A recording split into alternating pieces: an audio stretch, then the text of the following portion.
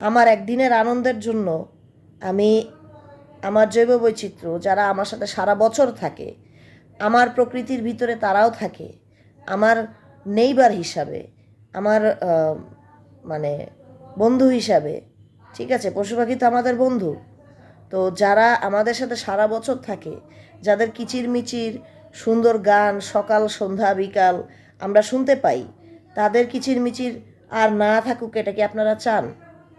যদি না চান তাহলে অবশ্যই মানবতার পরিচয় দেন। অবশ্যই আতশবাজি, ফানুস এবং পটকা এগুলো ফোটানো বন্ধ করেন। 31 উদযাপন করার জন্য অনেক ভালো ভালো উপায় আছে, উপায়গুলো খুঁজে বের করুন।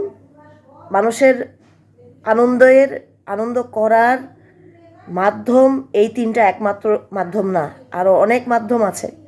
পশু পাখির প্রতি যত্নশীল হন, পশু পাখিকে ভালোবাসুন। পশু পাখির জন্য পৃথিবীর যাতে ওদেরও জায়গা, আমাদের একার জায়গা না।